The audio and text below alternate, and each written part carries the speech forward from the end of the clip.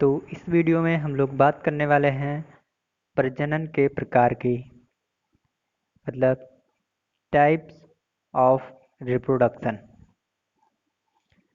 सामान्यतः रिप्रोडक्शन दो टाइप के, एक अलैंगिक और दूसरा लैंगिक। अलैंगिक को एसेक्सुअल और लैंगिक को सेक्सुअल कहा जाता है।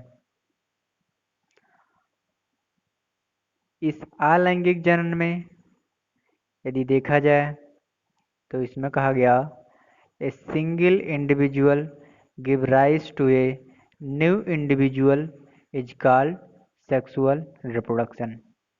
मतलब प्रजनन का ऐसा तरीका जिसमें एक जीव के द्वारा एक नए जीव की उत्पत्ति होती है, उसे एसेक्सुअल रिप्रोडक्शन या अलैंगिक प्रजनन कहा जाता है। तो इस अलैंगिक प्रजनन में होगा क्या कि एक जीव से एक नए जीव या अधिक नए जीवों का निर्माण होता है। केवल एक ही शरीर की आवश्यकता होती है नए जीवों को निर्मित करने के लिए इस एसेक्सुअल या अलैंगिक प्रजनन में। इस प्रकार का जो प्रजनन है वो निम्न स्तर के जीवों में पाया जाता है, जबकि ये लैंगिक प्रजनन इसमें कहा गया टू इंडिविजुअल्स, मतलब दो शरीर, one male and one female are needed. मतलब इसमें दो शरीर की आवश्यकता होगी, एक नर की और एक मादा की, to give rise to a new individual. तो सेक्सुअल रिप्रोडक्शन में एक नया शरीर बनने में दो शरीर की आवश्यकता होती है, एक मेल की और एक फीमेल की। तो हम इसको यूं कह सकते हैं कि जो सेक्सुअल रिप्रोडक्शन या लैंगिक प्रजनन होता है उस प्रकार के प्रजनन में एक जीव का निर्माण दो जीवों की सहायता से होता है।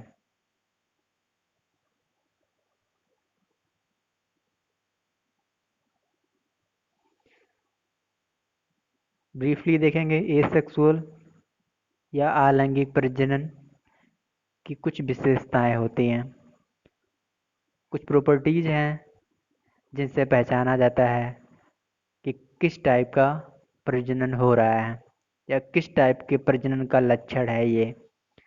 तो एसेक्सुअल रिप्रोडक्शन में बताया गया सबसे पहले a single individuals give rise to new individual.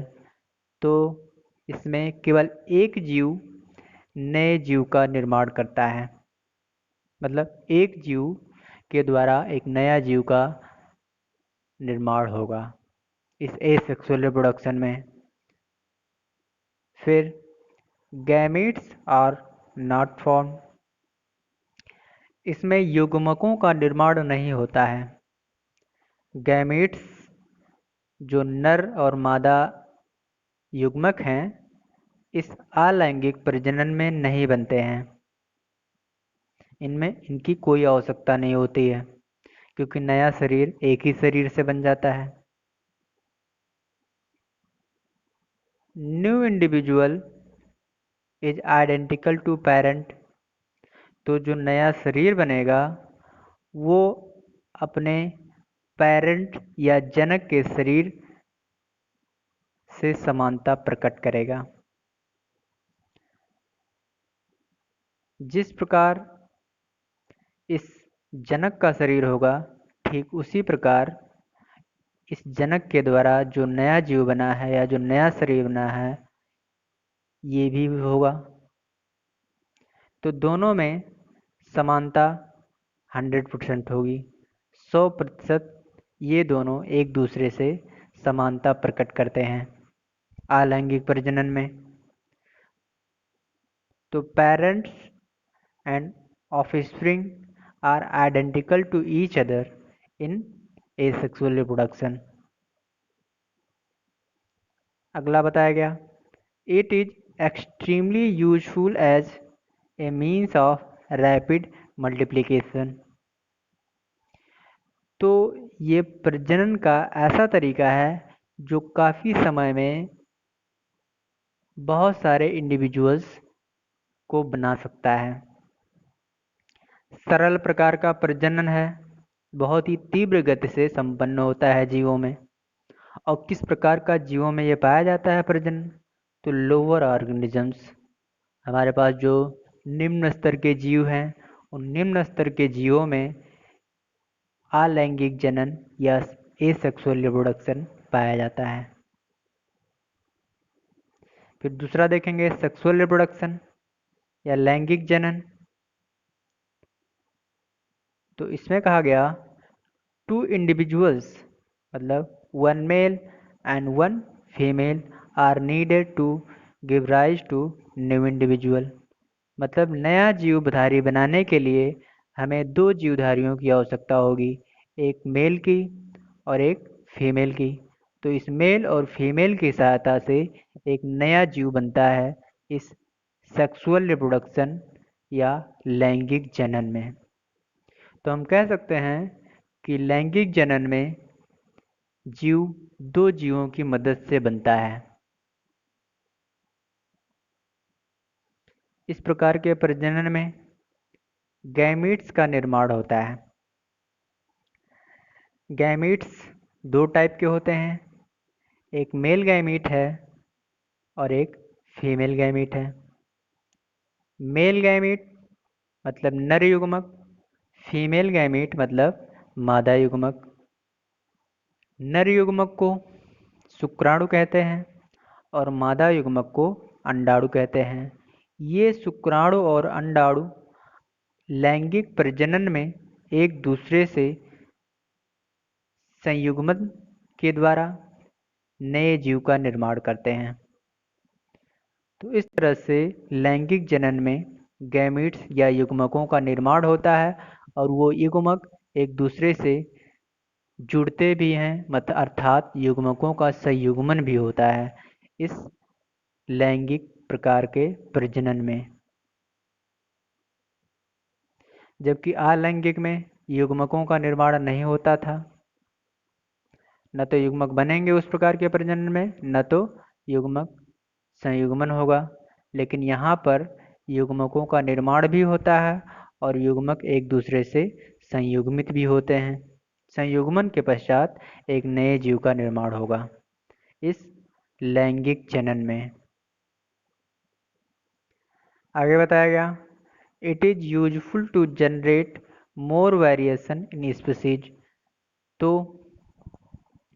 इस प्रकार का जो प्रजनन है लैंगिक प्रजनन, इस प्रजनन के सहायता से जातियों में विभिन्नताएं आती हैं।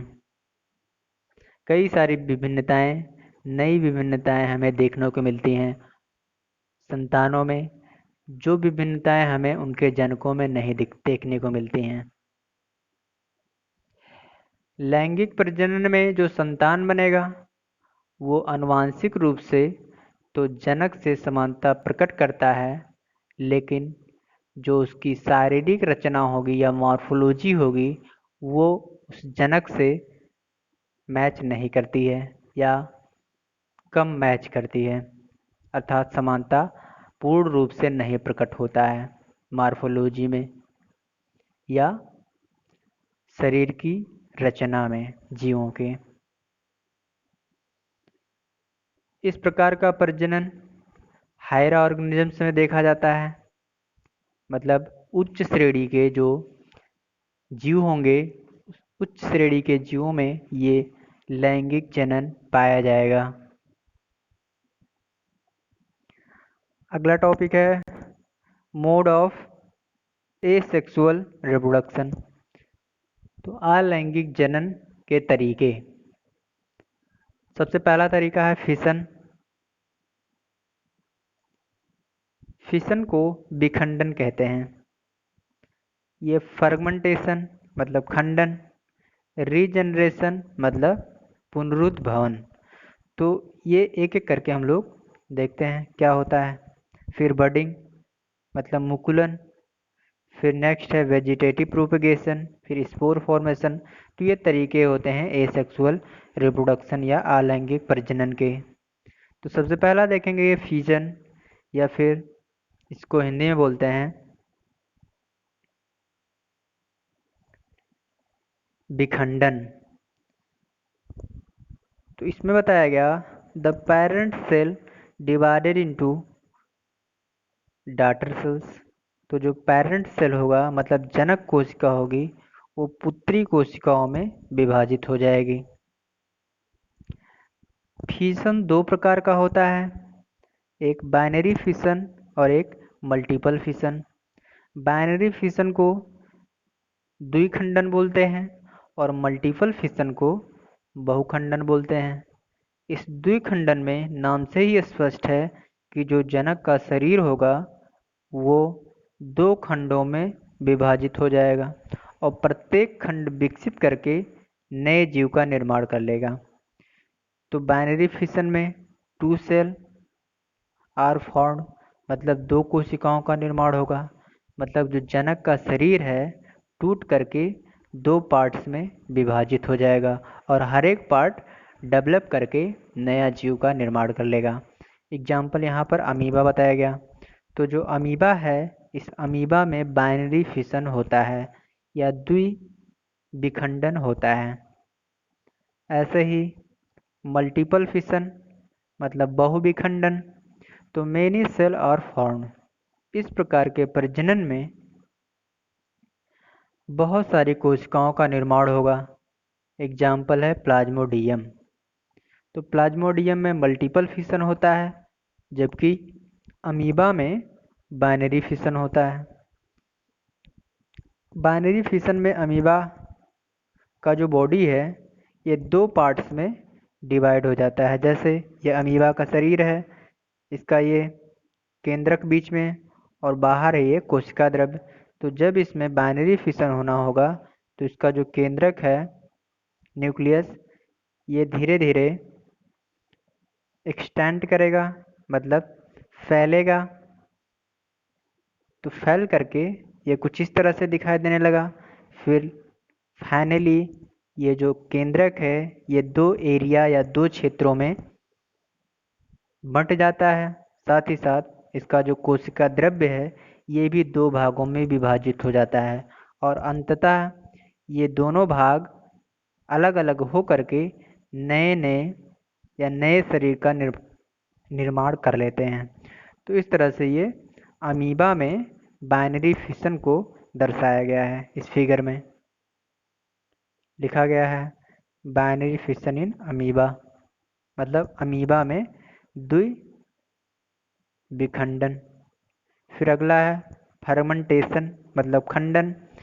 तो इसमें बताया गया the organism develop by breaking, मतलब जो नया जीव बनेगा वो ब्रेक करके बनेगा। कैसे? ऑर्गेनिजम्स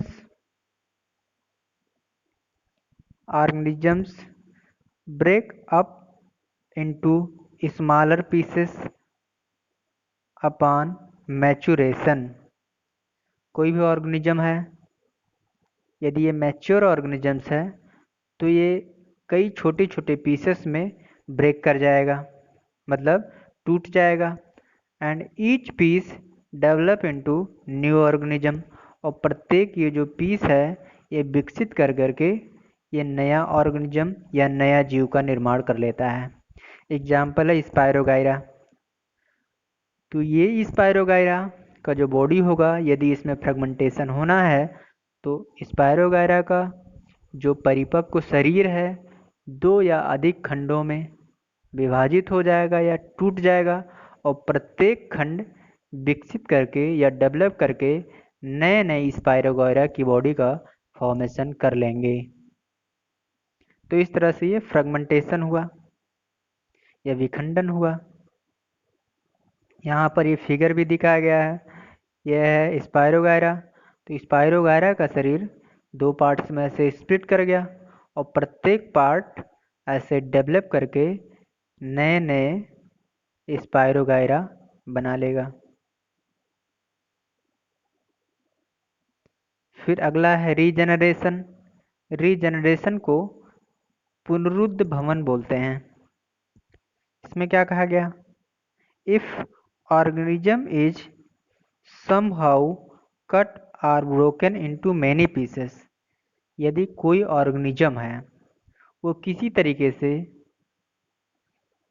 दो या अधिक खंडों में टूट गया, बहुत सारे खंड हो गए इस ऑर्गेनिज्म के किसी कारण के द्वारा, तो जो प्रत्येक खंड है ये टूटा हुआ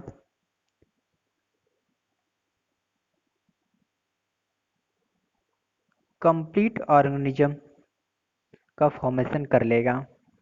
तो इसमें कहा गया कि organism is somehow cut or broken into many pieces, मतलब किसी तरीके से यदि ऑर्गेनिजम्स की बॉडी दो या अधिक पीसों में कट हो जाए तो प्रत्येक पीस, ईच पीस ग्रो, वृद्धि करके एक कंप्लीट ऑर्गेनिज्म की बॉडी का निर्माण कर लेगा। इस रीजनरेशन में एग्जाम्पल है प्लेनेरिया और अगला है हाइड्रा। तो इस हाइड्रा में और इस प्लेनेरिया में रीजनरेशन के द्वारा एसेक्सुअल रिप्रोडक्शन होता है।